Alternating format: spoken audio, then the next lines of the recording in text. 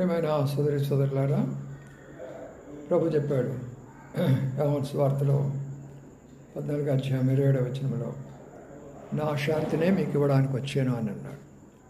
కాబట్టి ప్రభు ఈ లోకానికి వచ్చింది దేని కొరకంటే శాంతిని ఇవ్వడానికి వచ్చాడు. మతం ఇవ్వడానికి రాలేదు, కులాలు ఇవ్వడానికి రాలేదు, జాతులు ఇవ్వడానికి రాలేదు, లోక సంబంధమైన ధనధాన్యాలు ఇవ్వడానికి రాలేదు. శాంతి కావాలి. కాబట్టి ఎవరికైతే శాంతి లేదో ఆహార పరిస్థితిని బట్ట, ఆరోగ్య పరిస్థితిని బట్ట, ఆత్మీయ పరిస్థితిని బట్ట, ఆర్థిక పరిస్థితిని బట్ట, లేక నీకున్నటువంటి చెడు వ్యసనాలకు బానిసైన కారణం చేత, లేక నీ కుటుంబంలో ఉన్న సమస్యలు ఏదో ఉన్నా, లేక నువ్వు అనేకమైనటువంటి విషయాల్లో శాంతి లేకుండా ఉంటే ప్రభు దగ్గరికి వస్తే ప్రభు అంటున్నాడు, నా శాంతిని నీకు ఇస్తాను. అంటే ఏంటి? ప్రభులో ఉన్న శాంతి ఒక్కసారి వస్తే పోదు. ప్రభు దగ్గరికి వచ్చి ప్రార్థన చేయండి.